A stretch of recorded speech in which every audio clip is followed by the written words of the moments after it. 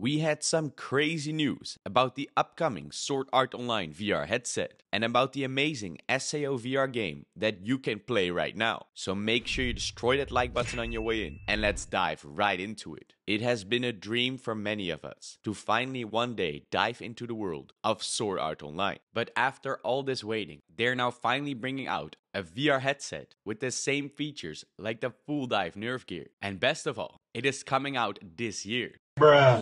But until now, many other companies have tried to achieve the exact same thing. So let's start with the crazy roadmap that got us where we are today. Because Facebook announced that they are completely cancelling their brain-reading VR headsets and instead will focus on wrist input.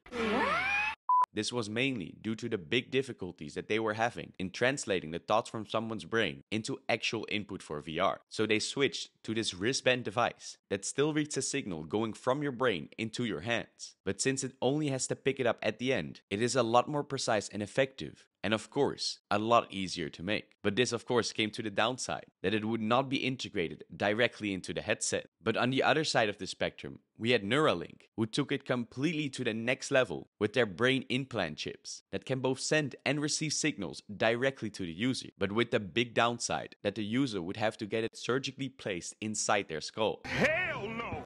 And of course, with all the risks included. And that's not even saying that this technology is not that far yet. And although they managed to make a monkey play Pong, this is still a far cry away from full dive from SAO. But luckily, it still has loads of potential for the future. And of course, many of you still remember the half dive VR headset, which was supposed to be made by the company known as Diver X. This was yet another big try to get a virtual reality headset just like that of Sword Art Online, with this one focusing that the user is laying down on their bed, which is completely different to the normal standard where people are either in a standing or sitting position. But although the concepts were there and their funding went absolutely through the roof, they did not manage to pull off this project, and just like Facebook, now switched their attention to VR gloves. And although it was sad to see that this headset didn't see the light of day, it was still a very strange concept, since it did not include any brain-reading device. So that was a f***ing lie.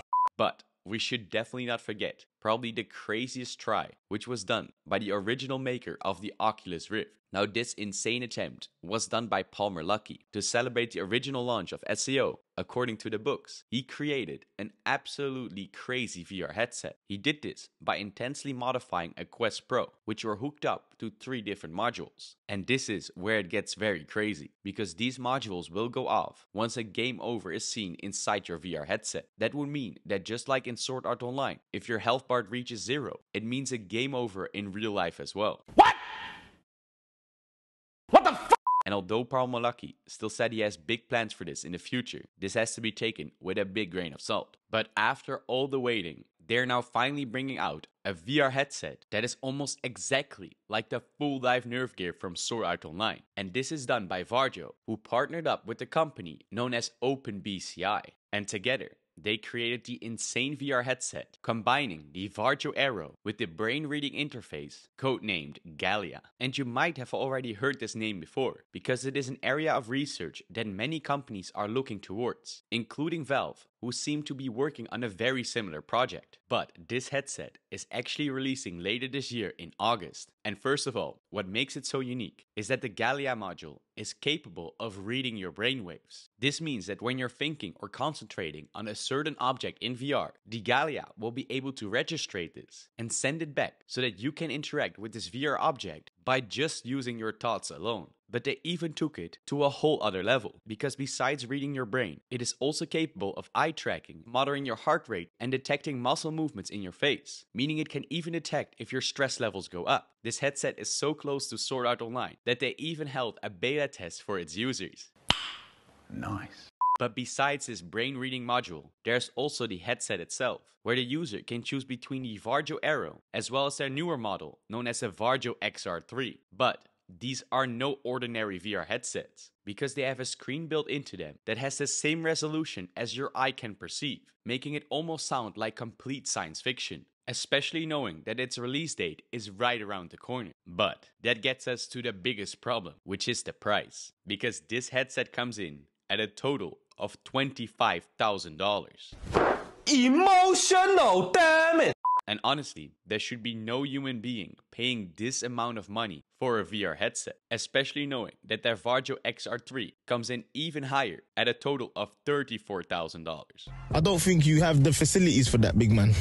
But what blows my mind even more is that all batches until the end of this year have all been sold out. So even with the price tag being absolutely through the roof, there seems to still be a demand for these devices. Because you have to keep in mind that this is the very first headset ever to pull off this cutting edge technology. And we also know that other companies like Valve are working on creating a consumer version with these exact features. And although most of us will probably never get our hands on this VR headset, it does finally mark the start of the first big step taken towards the full dive future. But that is not all, because we also got some big news regarding a Sword Art Online VR game. Now last year, we had the first official release of what was known as Sword Art Online X Chronicles. This was a timed event for all hardcore SAO fans, and it was made to celebrate the anime after its 10-year release. But the cool thing was that it let the player roam to the towns of beginnings on the first floor, as well as looking at some exhibitions in the steel castle of Aincrad and the research facility. Or you could take up your swords and even fight the 75th floor boss. But this event soon came to a close, with it being the first official Sword Art Online experience supported by Sony. That is, of course, if you do not count the Sword Art Online VR lovely honey days.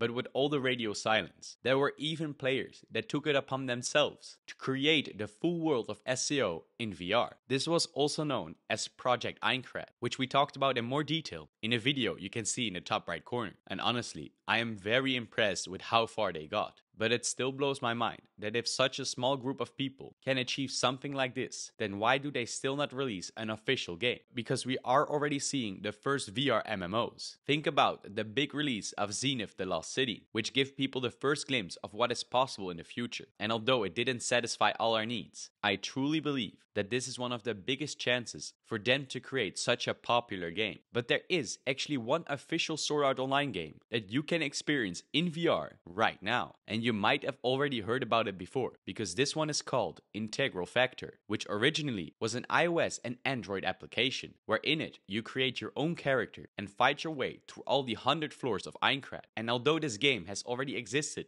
for almost 5 years, what many don't know is that not so long ago, they integrated a VR mode, letting you interact and look at the world around you. But there is one big side note to make. Besides the graphics not being on the same level as you expect from a VR game, the interactions that are possible are also very limited. Because while it is possible to walk around or interact with your menu, it is not possible yet to interact with full combat. But it does let you view the entire world of SAO in this VR mode, with the best part being that this game is completely free.